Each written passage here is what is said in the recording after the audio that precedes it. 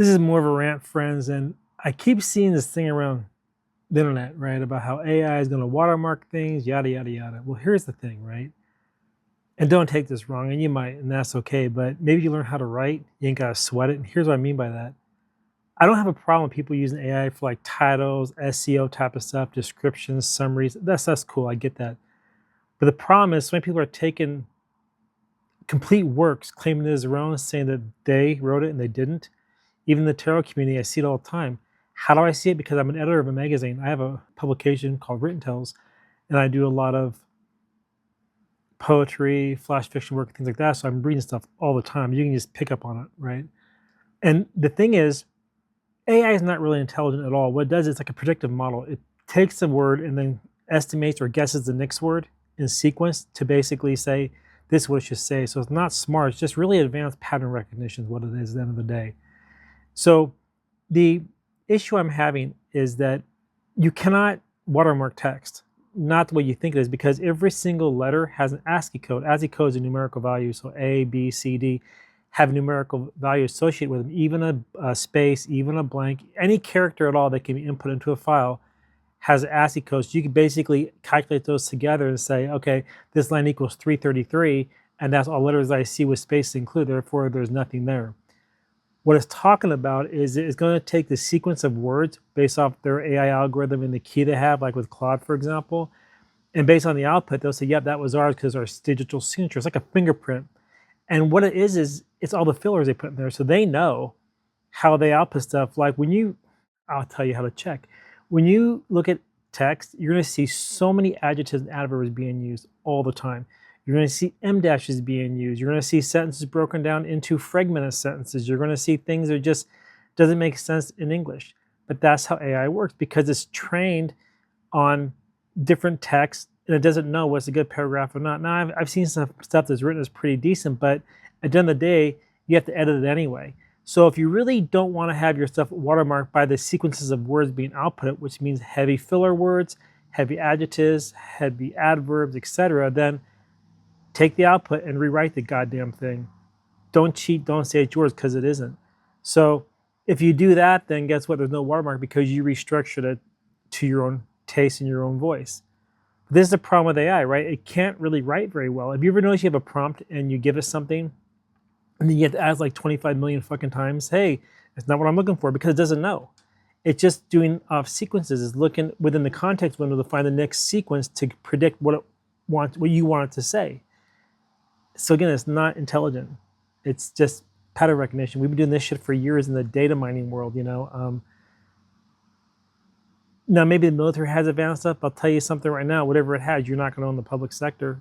And that's just how it's going to work, right? So again, I would suggest for anybody out there with this AI thing, start writing yourself, start practicing. See, another thing too, I'm going to go on a tangent here, poetry, right? So because I have a magazine, and I used to get a lot of submissions, and I had a very low acceptance rate because it wasn't good. A lot of people come out of college with MFAs, right? And so they will tell you that broken sentences is considered free verse. No, it's not. Free verse also has a structure. And you have to kind of study it to know what is good and what isn't. Even sonnets have a structure. And people will just submit stuff to you and say, well, this is how it is. Well, no, it's not. Because everything has pattern, rhyme, recognition. It has syllable counts. Everything when it comes to poetry. There's a form to it. Now, you can break the pattern. Absolutely. You can break the rules as long as you know what the rules are. Same goes to modern day haikus in the United States, right? A lot of stuff I read overseas is pretty good, but in the United States, they're not haikus. They're basically just 575. They don't understand the rules behind it. 575 is the syllable count. And while it's important to keep that cadence, it doesn't make it a haiku because there's a structure to it. And I actually written about this a while ago on the writtentales.com site. You can go check it out if you want. Even with tanka as well, it's another form of Japanese writing. And they're really fun to write, but you have to know how to write them. They're not just like, I ate ice cream, it was good, I'm happy. That's not a haiku. But in America, that's a haiku. And this even kind of goes back into the tarot thing too, right? They keep using AI to spit out this garbage, and it's not really tarot. It's trained on all the key words, right? It's trained on what they want you to think it means, but it's not what it really means because AI is not intuitive. AI is not a human being. It can't invoke the emotion that you can through your writing. And there's so many, even if you use Grammarly, for example, right? Another thing about Grammarly, I've used it before for kind of like a little bit of editing here and there, but it falsely identifies when a comma is needed or it isn't needed. It falsely identifies when an and is needed or to be removed. It puts in words like therefore. Then when you try to write an active voice, it tries to flip that into passive voice, and passive is very boring, but that's AI, right? AI does not write very well in active voice. It doesn't. AI is not really good at flash fiction either because it doesn't know how to write briefly and still get the point across and convey the message with a twist at the end. It doesn't know how to do that. Again, you can try to train it yourself, but it just isn't going to do it because it's predictive. It's trying to predict the next token of what it thinks you want to say. And because maybe part of the information you have is out of the context window, it's going to skip it. And so again, my advice to anybody using AI, use it as for strategy. So let's say you're running a little business like tarot, for example. Ask it like, hey, what's a good way to bring in more customers? Or like, how can I have a better sequence weekly to produce videos? Don't have it create the videos. Ask like, what's a good strategy for creating your videos? See the difference there? It's more like having a person that can help you out. Now, you could use it for example. Let's say you wrote something. You say, hey, here's my article that I wrote, not AI. I wrote it. Is there anything I'm missing? Any kind of gaps? And it'll spit back out information for you to kind of help strengthen. But you tell it, don't revise my piece.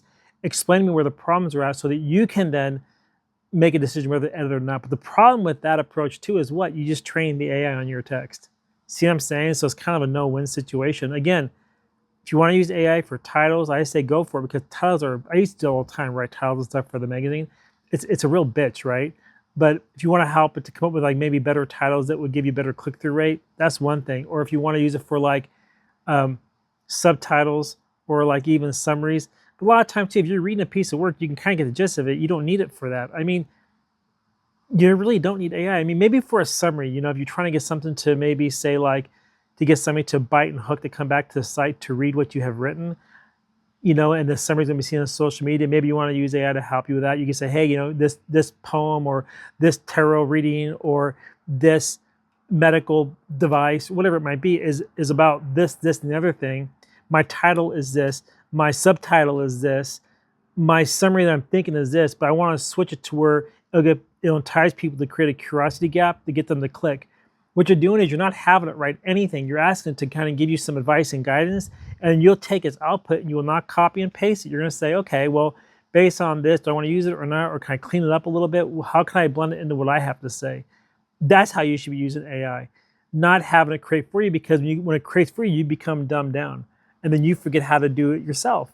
You forget how to write. You forget how to even read for that matter because you're not attaining things. So I also would advise, rather than use AI for every goddamn thing, take notes. If you have a book, take fucking notes with a pen and paper, right? Little bullet points. And then later you can go back and reflect and say, hey, AI, here are my notes that I've taken. Can you summarize this for me into one cohesive paper? Not paper, but like one cohesive summary. Because a lot of time when you're reading a book, you can have like hundreds of pages of notes. And you may not want to read through all of that. So maybe you can throw it in AI to create a summary. I read everything myself. I like writing it myself. That's me. But I do see the value using AI. But again, it's not intelligent. And it's just basically pattern recognition. It's advanced pattern recognition. It's data mining is all that it is. And so people need to realize that. And another tangent here, I'm going to rant real quick. But the whole AI data centers, they're not for this kind of shit. What they're for is for surveillance. That's a whole other topic that I'm not going to get into right now. Anyway, that's all I got. And if you have any comments on this, drop them below. I'd like to hear your thoughts on it.